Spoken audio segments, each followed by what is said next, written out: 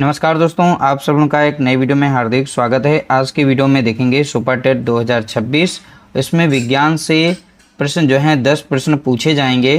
तो इस तरह से हम यहां पर टॉप 30 की श्रृंखला लेकर चलेंगे। जब तक पेपर होगा तब तक आप लोगों को सीरीज़ आप लोगों को टॉप 30 की देखने को मिलेंगी और हमारे इस प्रैक्टिस सेट सीरीज़ से ही आप लोगों को 10 के 10 प्रश्न मिल जाएंगे।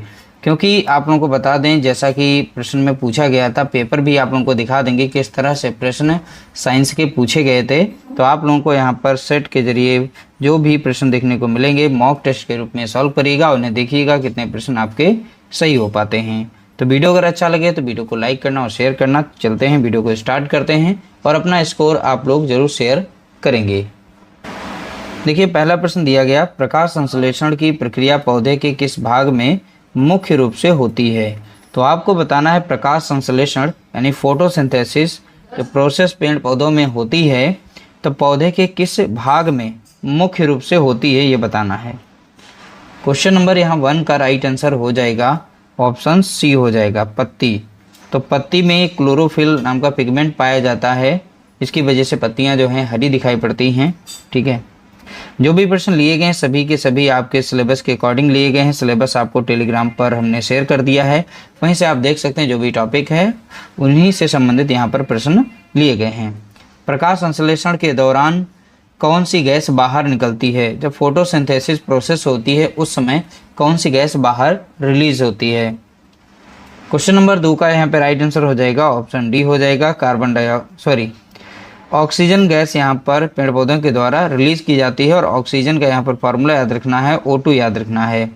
अब प्रकाश संश्लेषण के दौरान पेड़ पौधे कौन सी गैस ग्रहण करते हैं, तो याद रखिएगा CO2 गैस ग्रहण करते हैं। कौन सी?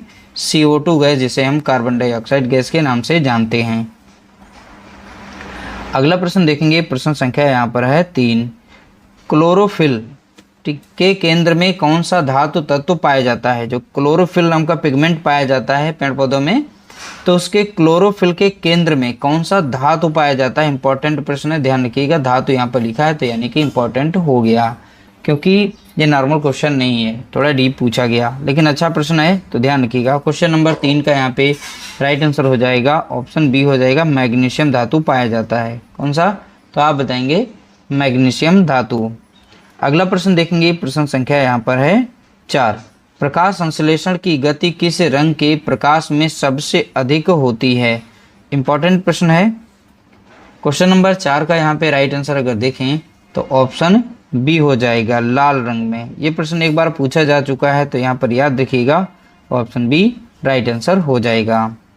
अगला प्रश्न देखेंगे, प्रकाश संश्लेषण की अप्रकाशिक अभिक्रिया जिसे हम इंग्लिश में डार्क रिएक्शन के नाम से जानते हैं, क्लोरोप्लास्ट के किस भाग में होती है। इंपॉर्टेंट प्रश्न है। क्वेश्चन नंबर 5 का यहाँ पे राइट आंसर अगर हम देखें तो ऑप्शन ए हो जाएगा, स्ट्रोमा। ठीक है, तो क्लोरोप्लास्ट के स्ट्रोमा भाग में होती है। कौन सी प्रक्रिया? तो बताएंगे डार्क रिएक्शन, जिसे हिंदी में कहते हैं अप्रकाशिक अभिक्रिया। अगला प्रश्न देखेंगे, प्रश्न संख्या 6। प्रकाश संश्लेषण में क्लोरोफिल का मुख्य कार्य क्या होता है। तो आपको बताना है फोटोसिंथेसिस में जो क्लोरोफिल होता है, क्लोरोफिल का मुख्य कार्य बताना है। क्वेश्चन नंबर 6 का यहाँ पे राइट आंसर देखेंगे ऑप्शन बी हो जाएगा। देखिए, प्रकाश ऊर्जा को इकट्ठा करना। ठीक है, तो राइट आंसर क्या होगा? प्रकाश ऊर्जा को इकट्ठा करना। अगला प्रश्न देखेंगे, प्रश्न संख्या यहाँ पर है 7। ठीक है, तो 7 का राइट आंसर देखेंगे, पौधों में प्रकाश संश्लेषण के लिए कार्बन डाइऑक्साइड कहाँ से मिलती है। जो पौधे कार्बन डाइऑक्साइड गैस को ग्रहण करते हैं खाना बनाने के लिए, यानी कि फोटोसिंथेसिस प्रोसेस करने के लिए, तो वो कार्बन डाइऑक्साइड गैस कहाँ से प्राप्त करते हैं, ज़मीन से या एयर से। देखिए, यहाँ पर 4 ऑप्शन देखे, इसमें से राइट आंसर बताना है। तो क्वेश्चन नंबर 7 का यहाँ पे राइट आंसर हो जाएगा ऑप्शन बी, ये हवा से ग्रहण करते हैं। और कार्बन डाइऑक्साइड गैस जो होते हैं, जितने भी एनिमल्स होते हैं उनके द्वारा ये छोड़ी जाती है, और हम लोग भी कार्बन डाइऑक्साइड गैस ही छोड़ते हैं। जब ऑक्सीजन, देखिए, सांस लेते हैं तो ऑक्सीजन हमारे शरीर में जाती है। ठीक है, और बाद में जब सांस को हम छोड़ते हैं तो उसमें कार्बन डाइऑक्साइड की अधिक मात्रा होती है। अगला प्रश्न देखेंगे, देखिए, प्रकाश संश्लेषण में सूर्य की प्रकाश ऊर्जा किस ऊर्जा में बदल जाती है। तो देखिए प्रकाश संश्लेषण यानी फोटोसिंथेसिस में तो जो सूर्य की प्रकाश ऊर्जा है ये किस ऊर्जा में बदल जाती है ये बताना है।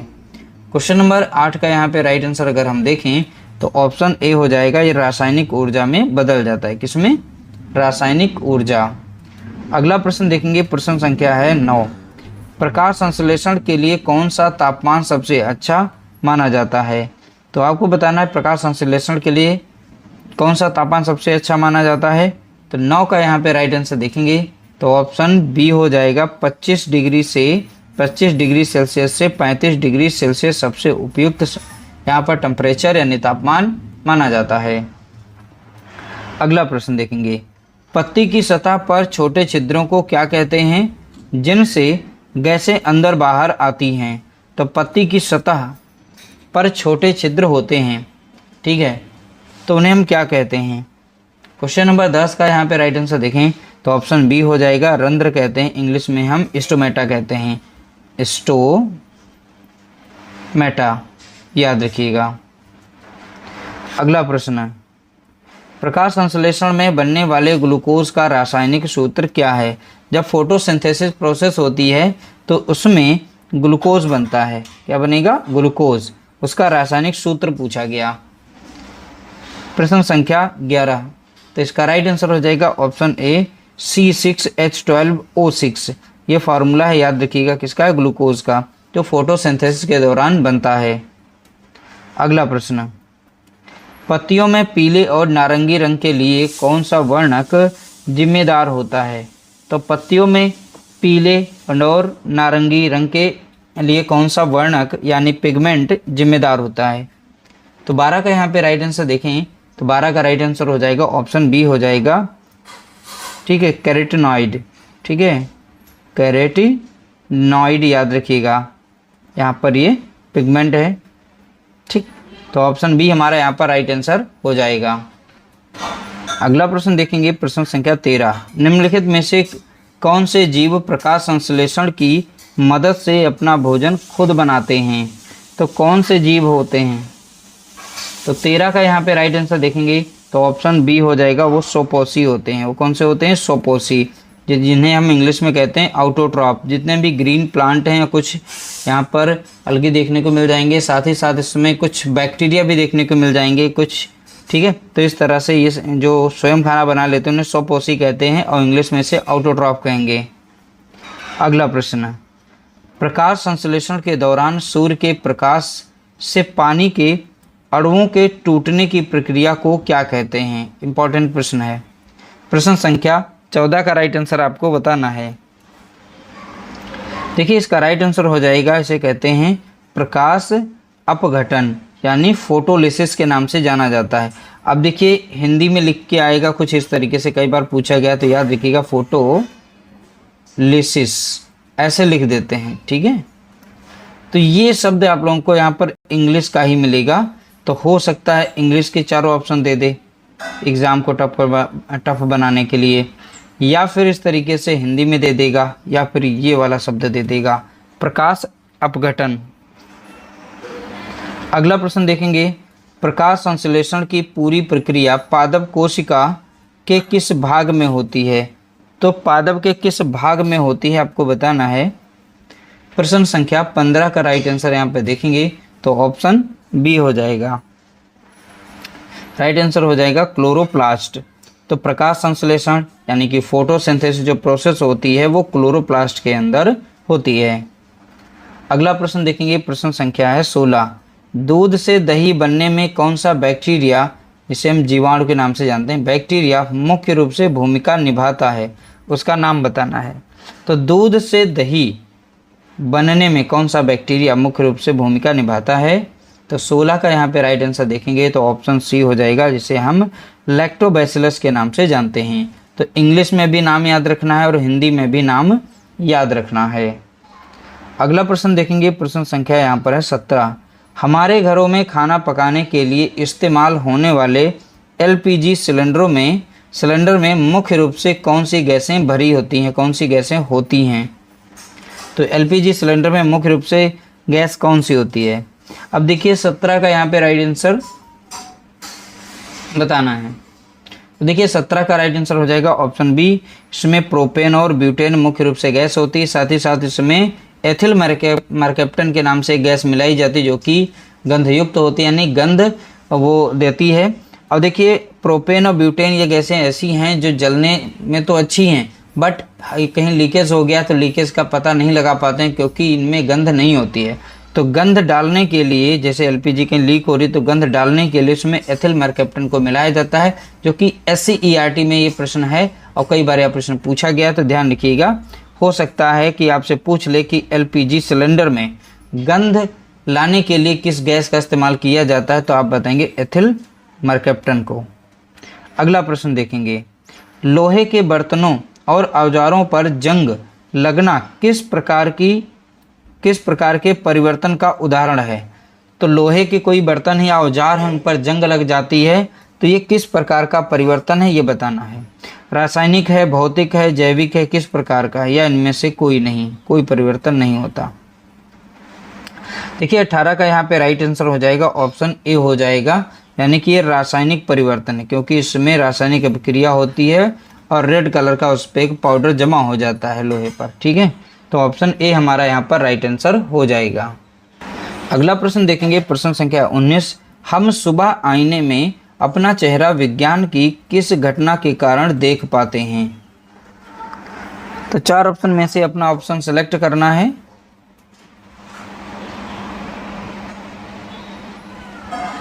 देखिए 19 का राइट आंसर हो जाएगा ऑप्शन बी, प्रकाश का परावर्तन यानी रिफ्लेक्शन के कारण हम अपना चेहरा देख पाते हैं।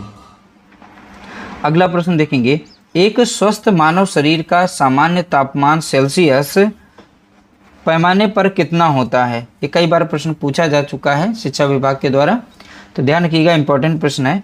प्रश्न संख्या 20, तो 20 का यहाँ पे राइट आंसर देखेंगे तो ऑप्शन बी हो जाएगा 37 डिग्री सेल्सियस। अगला प्रश्न देखेंगे, गर्मियों में मिट्टी के घड़े में रखा पानी किस प्रक्रिया के कारण ठंडा हो जाता है। ठीक है, तो 21 का यहाँ पे राइट आंसर आपको बताना होगा। देखिए 21 का यहाँ पे राइट आंसर हो जाएगा ऑप्शन डी होता है, इसे हम इवापोरेशन के नाम से जानते हैं, हिंदी में इसे वाष्पीकरण कहते हैं। अगला प्रश्न देखेंगे, नींबू और संतरे जैसे खट्टे फलों में कौन सा अम्ल मुख्य रूप से पाया जाता है। ठीक है, तो 22 का यहाँ पे राइट आंसर आप बताएंगे। तो 22 का राइट आंसर हो जाएगा ऑप्शन बी हो जाएगा, साइट्रिक एसिड होता है। जितने भी खट्टे और रसीले फल होते हैं उनमें साइट्रिक अम्ल पाया जाता है। अगला प्रश्न देखेंगे, रसोई घर में केक या ढोकला को स्पंजी और मुलायम बनाने के लिए उपयोग किए जाने वाले बेकिंग सोडा का रासायनिक नाम क्या है। अब 23 का यहाँ पे राइट आंसर देखेंगे तो इसका राइट आंसर हो जाएगा ऑप्शन बी, सोडियम बाइकार्बोनेट। इसका फॉर्मूला अगर पूछ लेता है, ठीक है, तो NaHCO3 याद रखिएगा, यह है सोडियम बाइकार्बोनेट का फार्मूला।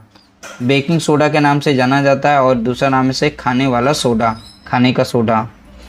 अगला प्रश्न, बारिश के दिनों में बिजली की चमक पहले दिखाई देती है और बादलों की गरज बाद में सुनाई देती है, ऐसा क्यों होता है। तो 24 का यहाँ पे राइट आंसर अगर हम देखें तो ऑप्शन ए हो जाएगा, क्योंकि प्रकाश की गति ध्वनि की गति से बहुत तेज होती है। तो प्रकाश की गति, इसीलिए प्रकाश पहले चमक कर दिखाई पड़ जाता है और ध्वनि हमें बाद में सुनाई पड़ती है। ठीक है, तो 24 का ऑप्शन ए यहाँ पर राइट आंसर हो जाएगा। अगला प्रश्न देखेंगे, हमारे घरों में खाने के लिए इस्तेमाल होने वाले साधारण नमक का रासायनिक नाम क्या है। जो अपने घर में हम टाटा नमक डालते हैं, जो भी कॉमन नमक है, साल्ट है, ठीक है, उसका हमें रासायनिक नाम बताना है। ठीक है, तो 25 का यहाँ पे राइट आंसर देखेंगे, इसका राइट आंसर हो जाएगा ऑप्शन बी, सोडियम क्लोराइड। इसका केमिकल फार्मूला होता है NaCl, याद रखिएगा। अगला प्रश्न देखेंगे, प्रश्न संख्या है 26, वाहनों में पीछे का ट्रैफिक देखने के लिए उत्तल दर्पण का उपयोग क्यों किया जाता है। अब देखिए प्रश्न यहाँ पर बन सकता था, वाहनों में पीछे का ट्रैफिक देखने के लिए किस दर्पण का उपयोग करते हैं। तो यहाँ पर दर्पण का नाम तो दे ही दिया गया है, लेकिन किस दर्पण का उपयोग करते हैं तो आप लोग बताएंगे उत्तल दर्पण का उपयोग करते हैं। ठीक है, अब यहाँ पर बोला गया उपयोग क्यों किया जाता है ये बताना है। तो 26 का यहाँ पे सटीक आंसर देखेंगे, ऑप्शन बी हो जाएगा।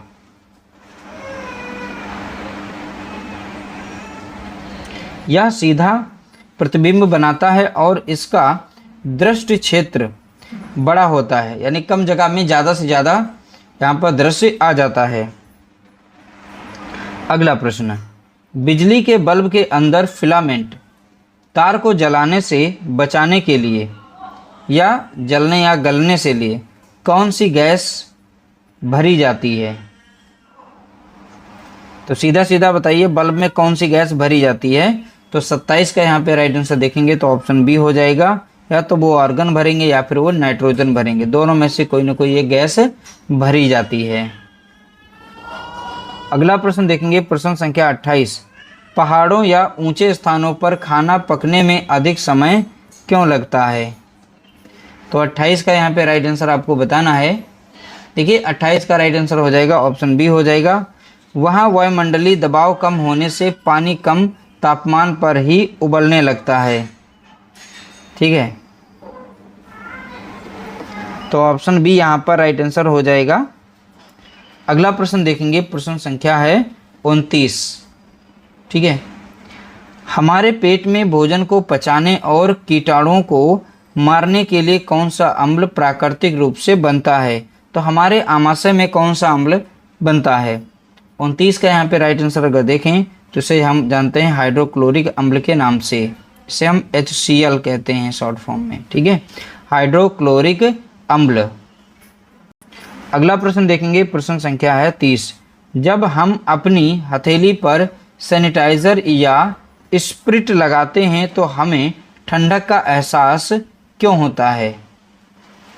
तो 30 का यहाँ पे राइट आंसर देखेंगे, इसका राइट आंसर ऑप्शन बी, तीव्र वाष्पीकरण के कारण, यानी बहुत ही फास्ट तरीके से इवापोरेशन प्रोसेस होती है जिसके कारण जो है हमारी हथेली पर वो ठंडक या ठंडा महसूस होता है। तो इस तरह से हमने टॉप 30 प्रश्नों को देखा है और आपके एग्ज़ाम में विज्ञान से 10 आएंगे, लेकिन 30 की श्रृंखला हम कंटिन्यू चलाएंगे तो ज़्यादा से ज़्यादा प्रश्न भी डेली देखने को मिलेंगे, ज़्यादा से ज़्यादा प्रैक्टिस हो जाएगी और एक्यूरेसी बढ़ेगी। सारे जितने भी टॉपिक दिए गए हैं आपके सिलेबस में सारे के सारे हम कवर करा देंगे। जब तक एग्ज़ाम होगा बहुत ही अच्छी तरीके से बहुत सारे प्रश्न आ जाएंगे। उम्मीद करते हैं आप लोगों को वीडियो पसंद आई होगी। वीडियो अगर पसंद आई तो प्लीज़ वीडियो को लाइक करना और शेयर करना।